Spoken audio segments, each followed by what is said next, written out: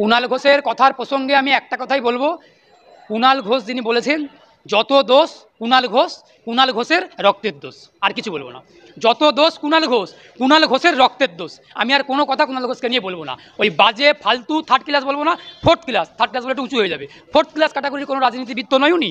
ওই দুর্নীতিগ্রস্ত কুণাল ঘোষকে নিয়ে আমি কোনো আর কথা বলবো না। একটা কথাই বললাম, যত দোষ কুণাল ঘোষের রক্তের দোষ, আর কিছু বলবো না। দিলীপ ঘোষ এবার বলছেন, আমি তো অভিষেক ব্যানার্জিকে রাহুল গান্ধীর চাইতে ভালো নেতা মনে করি। রাহুল গান্ধীর কথাবার্তার চাইতে অভিষেকের কথাবার্তা তার বুদ্ধিদীপ্ত মনে হয়। প্রশংসায় পঞ্চম। প্রশংসা তো করবেনই। ওই যে বললাম, দিল্লি থেকে তো নির্দেশ আছে। দিল্লির কেন্দ্রের বিজেপি কেন্দ্রীয় নেতৃত্ব বাংলার তৃণমূলের নেতৃত্বের সঙ্গে খুব ভালো বোঝাপড়া আছে। মোদির সঙ্গে দিদির সেটিং, একথাটা যদি কেউ বলে আমরা বুঝি না, তাহলে তিনি মূর্খের স্বর্গে বসবাস করছেন, কিংবা তিনি সত্যিই মাটিতে মুখ দিয়ে হাঁটেন, এমন একটা ব্যাপার। কারণ মমতা বন্দ্যোপাধ্যায়ের সঙ্গে নরেন্দ্র মোদীর খুব ভালো সম্পর্ক, আঠার মতো সম্পর্ক, বন্ধু বান্ধবীর সম্পর্ক। সেই সম্পর্ক থেকে দিলীপ ঘোষ আগামী দিনে তৃণমূলে যাওয়ার জন্য পথটা খোলা রাখলেন। তার কারণ, বিজেপি থেকে যখন যারা একটু দূরত্ব বজায় রাখে, দূরত্ব তৈরি করে, তাদের স্থান হয় তৃণমূল কংগ্রেসে গিয়ে।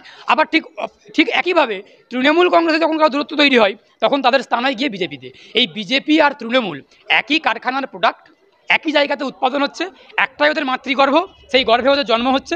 শুভেন্দুর জন্ম তৃণমূলের গর্ভে, আবার লকেট চট্টোপাধ্যায়ের জন্ম তৃণমূলের গর্ভে, আবার বিজেপির তাপস রায়ের জন্ম তৃণমূলের গর্ভে, সৌমিত্র রায় বা সৌমিত্র খাঁ তার জন্ম তৃণমূলের গর্ভে। এমন একে অপরের অনেক উদাহরণ রয়েছে। ওদের একটাই গর্ভেতে ওদের এই সন্তানগুলো জন্ম নিচ্ছে, নিয়ে এই কাণ্ডগুলো করছেন। সুতরাং ওই যে দিলীপ ঘোষ যার নামটা বললেন, উনি গরুর দুধে সোনা পান, হাঁস অক্সিজেন দেয় না, সব কি উল্টোপাল্টা অবৈজ্ঞানিক কথাবার্তা বলেন।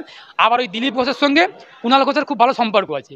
ওই যেটা কুণাল ঘোষের ক্ষেত্রে বললাম, যত দোষ কুণাল ঘোষের রক্তের দোষ, ওই একই বক্তব্য, একই মন্তব্য দিলীপ ঘোষের ক্ষেত্রেও প্রযোজ্য। সুতরাং তৃণমূল কংগ্রেসে যাওয়ার জন্য রাস্তাটা সোজা করে রাখলেন। আর তৃণমূল কংগ্রেস একটা এমন দল, যে যাবে প্রত্যেককেই আমন্ত্রণ, যেই যাক না কেন, গুন্ডা, রেপিস্ট, খুনি, দাঙ্গাকারী, যেই যাক না কেন, তৃণমূল আর বিজেপিতে অলওয়েজ ওয়েলকাম। গিয়ে নেতা, এমএলএ, এমপি হয়ে যাবেন। ওদেরকে নিয়ে যত কম কথা বলবো, তত আমাদের মঙ্গল, আর কিছু বলাবেন না।